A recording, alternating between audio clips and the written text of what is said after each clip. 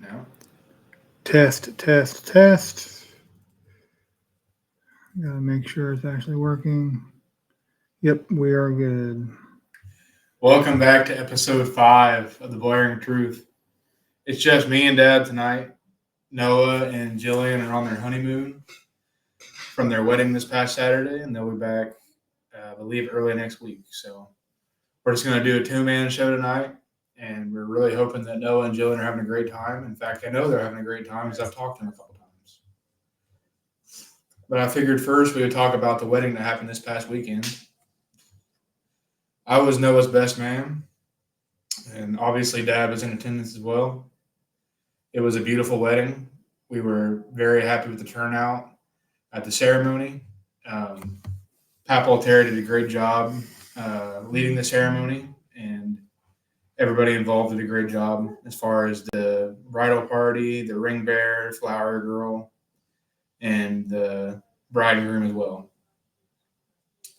Dad, what were your takeaways from the ceremony? What do you think? I thought everything went great, went as well as it possibly could. Noah was very surprised with Uncle Tim showing up. He had no idea. So that went really well. Got some good pictures of him shedding a few tears when Tim came in. And everything went fantastic. Everybody, the reception went really well and got some really great pictures of the reception. And Jacob went shirtless for a while. Well, not totally. He had his suspenders on. But so did several other people, not including myself. I would have if I would have had suspenders, but that wouldn't have been pretty. Yeah, it went fantastic. I seen that Jillian had changed her name on Facebook earlier. She may have done it a few days ago. I don't know, but I did it today on the way to the reception. Yeah, I had just noticed it today, so I took a screenshot of that, and I don't know. It makes me pretty proud, and pretty happy to have another member of the family, and probably some new branches of that tree sometime in the future. And if you're wondering, Jacob over here is also looking for a girl. So if you know anybody out there, single, ready to mingle. Yeah, Jacob is single and ready to mingle, and free agent. He's free agent. He's ready to sign. He's ready. He's ready. I'll advertise for him. The house. Oh my gosh, here we go. He doesn't live on the street or anything or in a cardboard box. He actually is purchasing a home. So that's a big bonus, girls. So he has a license to drive, actually. That seems to be rare these days. Insurance on the vehicle as well. That's amazing. And it's actually a vehicle that like drives and starts every day. So what kind of car is it? Oh, it's a beautiful, I think 2020 F-150 crew cab, I believe. Beautiful truck, looks brand new. Nice house. Look at this guy right here. Look at him. He's there for the taking, girls. Oh, so let's get off of that subject. I believe he's, in my opinion, he's the best free agent on the market right now in this season. So call him up. You can text me. I'll give you his number. Facebook, Messenger, Instagram. I'm sure he's on several other social media groups. So, yeah. Well, getting away from that, I was very happy that Noah asked me to be in his wedding and be his best man. And I was able to stand beside him for that day. That was really special, and I'll always remember that. And I was able to get through my speech at the reception, which I did not know if I would be able to or not. I got choked up a couple times, but I made through it. And the only time I cried that whole wedding day, they had my mom and dad renew their wedding song from their wedding, and they danced to that. And that made me cry for whatever reason. So overall, it was a great day. Believe it or not, we were the longest couple there married. I believe there was another couple that wasn't able to make it. Is that right? They weren't able to make it. That would have been a little bit longer than us. But, yeah. 25? No. 26? 27. Not married, though. Us? You've been married 26 Yeah. years. As of May. That's 27? Oh, yeah, that's right, because I turned 26 in July. 27 years, been together. 29. August 2nd will make 29 years officially as a couple. You guys are old. So, yeah, we're coming up on 30 years together.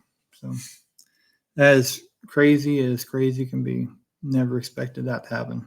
But another side note, I think that I was the most hot and sweaty that I may have ever been in my life at that reception before I went down to nothing but suspenders. So that was out of necessity, and also I looked pretty great doing it. I think Noah and myself and Devin went down to suspenders with nothing else. So that was helping us cool off. So that's wedding talk. Some other news. The NBA Finals ended a few days ago. I know we made finals predictions on this podcast, and Noah and my dad were pretty convinced the Mavericks were going to win that. And I picked Celtics in 6. Celtics Mavs in 7. yeah, I was totally wrong. So, yep. Kyrie is injured. It was all Luka. Well, Luka was totally exposed too for defense, not being able to play defense for about 3/4 of every game. I agree. So. He was not great on defense, and also Kyrie just wasn't able to put the ball in the basket like he usually does and had in previous series. And part of that's because the Celtics were able to defend him very well. So, yeah, NBA Finals is over. We're into the offseason. A little bit of Pacers news. The Pacers and Pascal Siakam agreed to an extension in principle. They can't sign it until the new league year starts in July. But they've agreed to terms, and they've already announced that from both sides, so that's a done deal. It's a 4-year max, so Spicy P is going to be in Indiana for the next foreseeable future. What do you think? Yeah, I'm pretty happy with it. I'm glad to keep him. I thought he did a really good job this year. He fit in really well with the team. we're not going to be able to take teams off guard as easily next year, so that's going to be different. But I think we do have a good team. I wasn't for certain last year as the year went on how we would do, and I'm still not completely sold on Halliburton for some reason. I like him. I like the way he acts. I like the leadership that he's stepping up and trying to take. I like the way he plays. I like his attitude. I'm a little bit concerned about health, but that seems to be every team that I like. So has people with health problems. So I'm a little bit concerned with that, but I think this is the best team we've had in quite some time, and I expect to keep most of the pieces together. Probably lose a couple people, but add a couple more. I think the most of the core of the team will be together next year, and they should only really get better. Siakam's one of the oldest players on the team now, right? He's 30. Mm-hmm. And he's not old by any means as far as his play goes. Him and TJ. So, I think the future's bright. We just got to beat the injury bug and play well. I think we got a good coach. I think we got a good coaching staff. I think everything is in place for us to have a few really good seasons. So, I would agree with that. Some other NBA news. The Lakers hired J.J. Redick today as their head coach. I believe that's a 4-year deal, $8 million a year on that contract. First-time head coach J.J. Redick. I think he's coached some AAU maybe, but this is a big jump to NBA. Of course, he played in the NBA for quite a while, but we will see how he does. I think it's pretty split on former players becoming first-time head coaches as far as success goes. There's some people that are very successful doing that, and there's some people that are gone after 1 or 2 years. So I'm interested to see how that goes. I think he has a very good basketball mind. Listening to him being on podcasts and listening to how he breaks down the game. But we'll see if he makes any difference in the Lakers, because I don't know how much better they could have been than last year with the roster they have. So, yeah, I thought they had a good coach last year. I don't think there was anything that he did wrong. I think LeBron runs that team, and for some reason the coach got out of his favor for some reason or another. So, is this the fifth coach in the Lakers? Since he's been Laker? I believe so. So 5 coaches down. See if we'll be a 6 before LeBron leaves. I think J.J. Redick will probably do okay. I think a lot of it will depend on his coaching staff he hires. He has no coaching experience as far as being in that position. I know he's played. I'm sure he helped on the bench, and I'm sure he had a leadership role. But it is different coaching, and he's going to have to command respect, and he's going to have the respect of the players. And if they don't win, if they come out next year and they don't win right away and they have some issues, it's going to be interesting seeing how he handles that. And be interesting to see how LeBron continues, whether he continues to play like he has, or if Father Time starts catching up with him a little bit, or health. All players that are his age are always going to have a potential health issue, and then what are they going to do with LeBron's son? Are they going to end up drafting him? How is that going to work? Are they going to be felt? Are the Lakers going to be feeling like they're held captive to drafting him? There's a lot of questions with the Lakers, and to be honest, I don't really care that much because I don't like the Lakers anyways. So they can keep all the problems. They can have all the problems they want. As long as it don't affect the Pacers, I'm all good with it. Well, for one thing, the Lakers had a very good, healthy season last year. I believe that LeBron and Anthony Davis both played like 72 games or more, which that was like tied for the most games Anthony Davis has ever played in a season healthy. Yep. And LeBron was very healthy last year. So it's kind of unlikely they'll get that healthy of a season again out of both those guys because I know AD can be injury prone quite a bit. LeBron usually plays a lot of games, but of course, like Dad said, he's getting up there in age. So LeBron usually takes off more times for non-injury related issues than he does injury related issues. he doesn't sit that much. He doesn't a lot, but I mean, generally he takes more of those days off than he's injured. So he's not an injury prone person. What could have the coach done last year to keep his job? I think he got blamed for a lot of the rotation stuff. Like they took Austin Reeves out of the starting lineup and put him on the bench. And a lot of people disagree with that because they think he's their third best player. And they put the ball in D'Lo's hand too much, a lot of people said. So there's small things like that, but I don't think it would have made much of a difference. I don't think that would have made them a top 4 team in the West or anything for sure. Do you think he does that without LeBron approving of it? Who knows? LeBron, I kind of doubt it, but LeBron and coaches have always been a weird thing. It seems like LeBron kind of advocated for that coach to be there. And then, like, within a year, was he there 1 year, full year? 2 years. He was there 2 years, and he fell out of favor that quick. So it's always confusing with that in coaches. LeBron has had a lot of coaches, and pretty much I think the only one he hasn't ran off was Miami's coach. Well, that's because Pat Riley.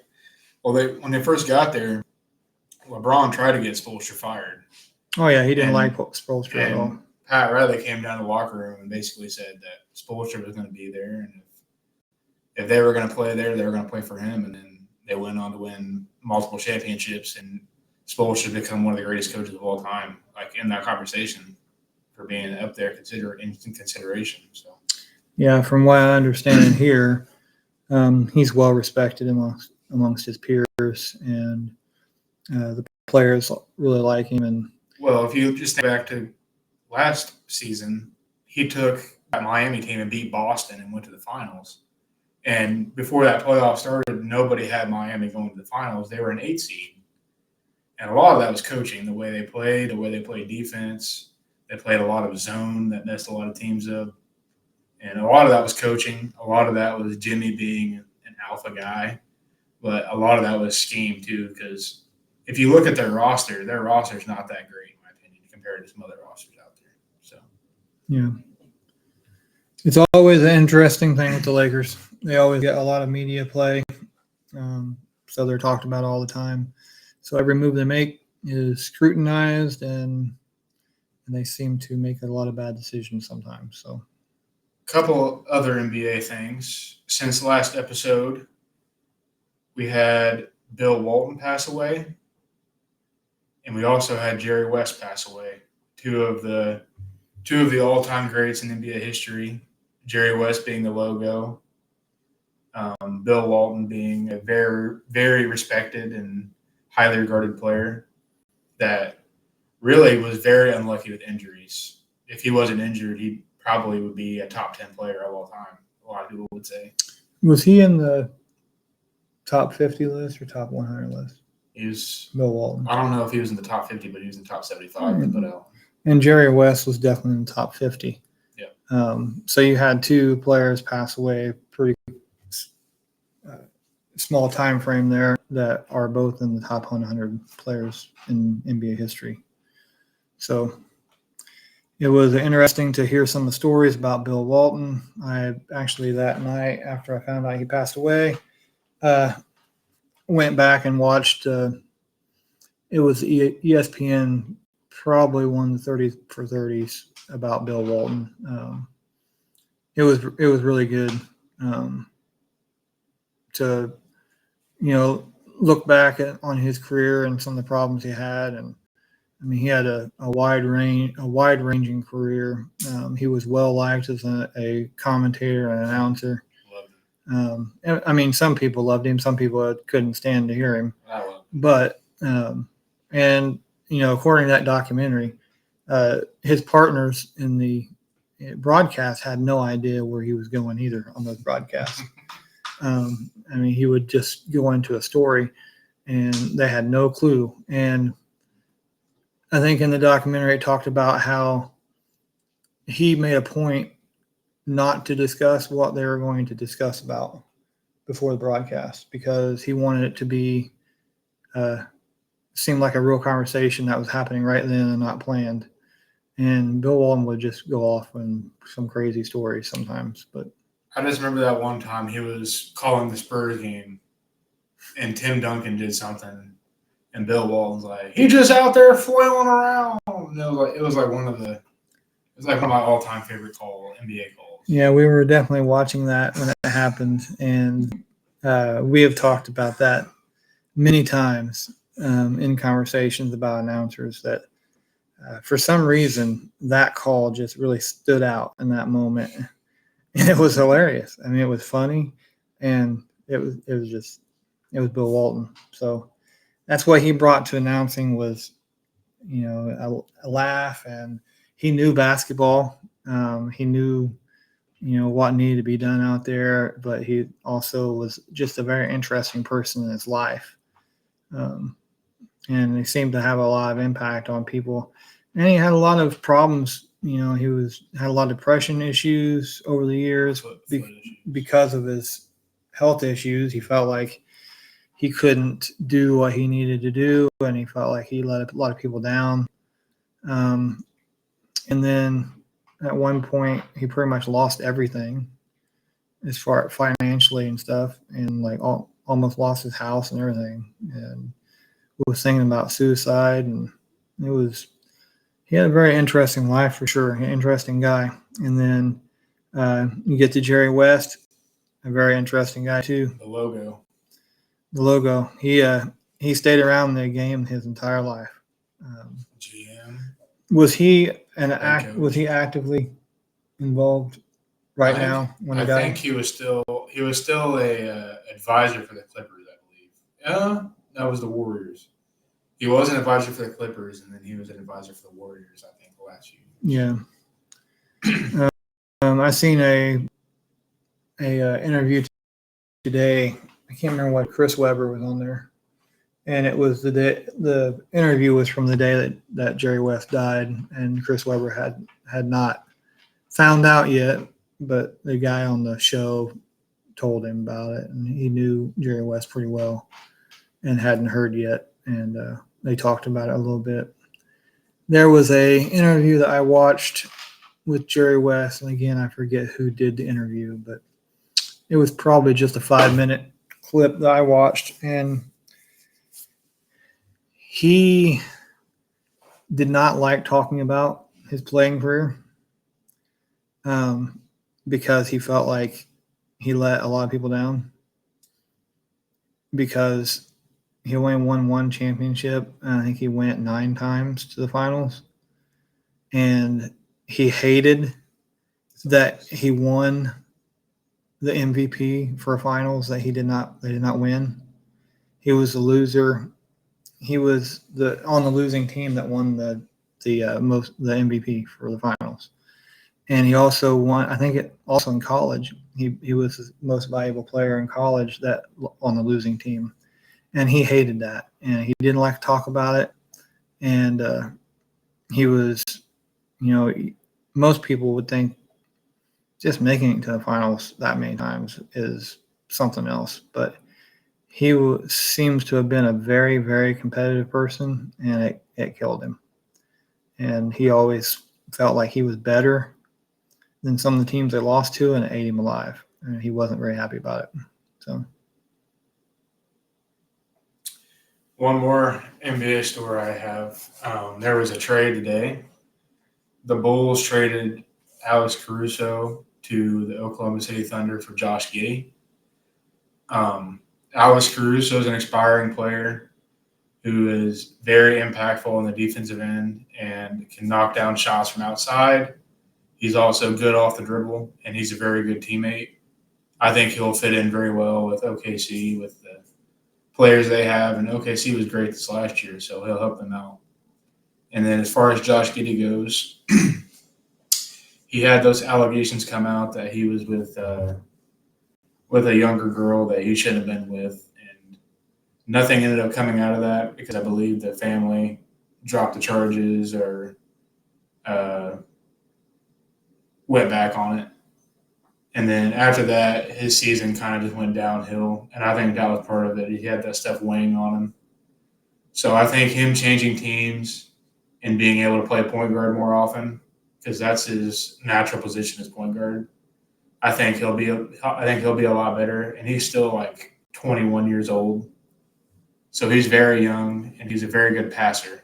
So I think that he can be a lot better of a player in Chicago.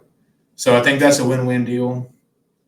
I think that makes OKC probably slightly better than Chicago just because of how well he fits in there. And he just slide in. He doesn't take the ball out of Shea's hands. He's a complimentary piece and is going to make OKC a very tough defense. I'll leave it there. Jacob knows much more about that situation than I do, so don't really have anything to add to that. I'd like to say hello to Javante that's watching. He agreed with you about some stuff. He said that Darvin Ham was trash and that he broke up momentum a lot and he was terrible with rotation, like you said. And Noah said he's sorry to the fans that the best character isn't there today. Well, that can lead us into the next thing we have to talk about. We have to talk about the results of the I cannot find it. I can't find it. Noah won. You got a second. Well, I know that, but I wanted to see. How many votes? Yeah, can you find it on there? I can try to talk about it. Okay. I was having trouble finding results. Jacob's looking it up right now. We had our NBA all-time draft last episode, and of course, I picked the best team, but somehow Noah cheated and got some extra votes somehow. But really, I'm not sure the vote count is until Jacob looks it up. But Noah won, and I believe I came in second, and Jacob came in last. So Noah came in first with 11 votes. Dad came in second with 8 votes. And I came in third with 1 vote. And I voted for myself. So I was my only vote. awesome. So I think that I had the best team still. But obviously you guys didn't. So I'll take the L on that. Well, I know that I had the best team, and I still didn't win either. So Noah definitely didn't. Between us two, I had the best team. Jacob had the second best team. Noah's team they would not have won anything. So I think my team had the best team. I think the reason I'll defend my team and the reason nobody thinks about it, I had by far the best defensive team. The defensive starting lineup I could have put out there, nobody's scoring on that. Yeah. If I rolled out Magic, Scotty, LeBron, Dennis Rodman, and Kareem, who is scoring on that team? Nobody's scoring on that team. LeBron's the weak link, and so is Magic Johnson. So they're both good defenders. They're decent. But I have 2 words for you. Just 2. And it wins. I have Michael Jordan. Michael Jordan. Yeah, tell you what. Or as Skip would say, Michael Jeffrey Jordan. Michael never had to play against Scotty. That's all I got to say. Did he never ever play against him? No. Are you sure? No. Jordan left, and then Scotty went other teams after that. I know, but maybe when he's on the Wizards. I think they played against each other. Maybe when he was on the Wizards. You see, I'm pretty sure I'm right about this, and Jacob's wrong. Wizards, Jordan. Let me tell you, that doesn't happen very often that I know something that Jacob doesn't know about the NBA. They didn't play against Jordan when Jordan was on the Bulls. That's what I mean. That's correct. But Pippen wasn't on the Bulls either. He was when Jordan was there. Well, yeah. I mean, I'm sure they played against each other in practice. Yeah, I'm sure Scotty locked him up. That's why he was always punching people. That's why he was always punching people in practice, because he was getting mad. That's why he's all disgruntled now, and he's jealous that Jordan's like got all the money and all the fame. And Well, he's probably mad because he probably thinks he was just as good as Jordan was. And you know and what? He gets no recognition. And I think he probably thinks he was a jabroni for signing that contract the way he did. Well, that was jabroni. I went back. I rewatched The Last Dance recently, and when they go through and talk about that, and they talk about how everybody was telling him not to sign that contract. Even he said, even the general manager wasn't it? Told him the owner and general not do this, and he did it anyways. He said the reason he did that is he was worried about getting hurt and not getting money, so he wanted to sign a long-term deal to make sure he got money, and he ended up getting way underpaid compared to everybody else, especially at his stature and his position. The owner and general manager both told him that it's probably not the greatest deal. But if you sign this, we're not going to renegotiate. And I told him that if he signs it, and they're going to hold him to it. And they held him to it. And he was not happy about it because probably about 90% of the league was making more than he was at some point. And he was better than 90% of the league. So a couple other things I want to talk about before we get off of here. I want to do a little bit of baseball talk. Because I know Dad is a huge baseball guy, and he's going to bring a lot to this conversation. As some of you guys know, I'm a huge Red Sox fan, and the Red Sox are on a roll right now. They've won 5 in a row. They've had terrible luck this year as far as injuries go. It just one after another.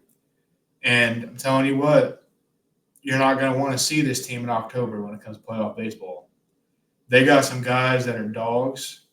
We're hitting. We're moving the ball around the park. We're stealing bases.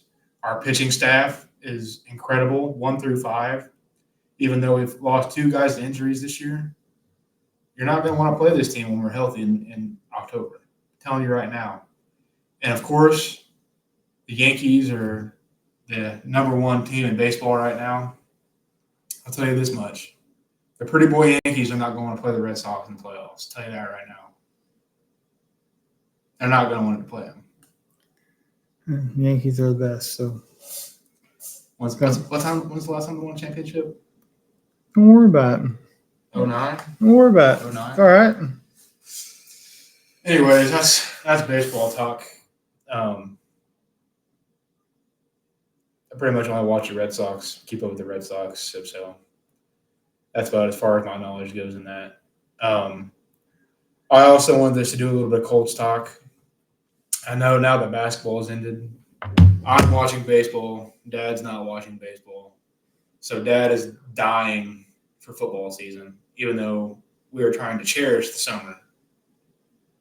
We are very much looking forward to the Colts season. It has been – I have been so busy this summer so far. Like every day I've got like 12 projects going at the same time. I haven't even got to beat Jacob in tennis yet. I know. And that's sad. And I was actually thinking today. I've won like the last 5 matches, so. Well, you're not going to win number 6, so okay. That's the problem. Okay. I've studied up and I've gotten ready in the off season, and you haven't. You haven't gotten ready. I'm always ready. No, he's not gotten ready. I mean, always ready. Believe me, he's not ready for this. Always ready. Stay ready. So, I was thinking today we should go play tennis, but pouring down rain all day. Yeah, I had no idea. Yeah, I didn't look at the weather at all yesterday, other than it was just like I was outside and it was a good day. And then last night, sometime after midnight, it started raining and it didn't stop until like 4 o'clock this afternoon. So that's kind of unusual for this time of year in this state to have rain, a lot of rain in June and July and August. It's usually pretty dry, but we've had a pretty wet and kind of cool summer so far in spring. So got a big camping trip coming up next week. I'll be gone from Sunday to Sunday, but we'll probably sneak a show in there sometime. I'm mobile. I can do it. I know. I can't believe Noah didn't do an episode when he's on his honeymoon. I can't believe it either. Can't believe it. Yeah, What a sell at. I mean, he's just sitting around doing nothing. I mean, him and Jillian can just do a show.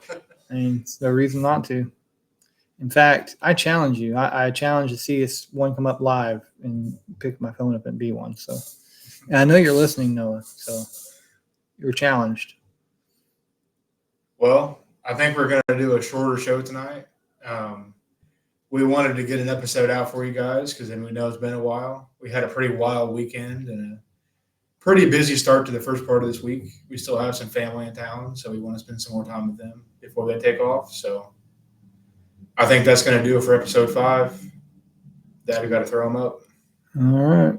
Hey, guys, have a good day. And weekend's coming. Have a good weekend. Be careful out there. Whatever you guys are doing, enjoy it. Enjoy your family. Enjoy your friends. Go to church if you can, and watch some sports and have a good weekend and day. Peace out, guys.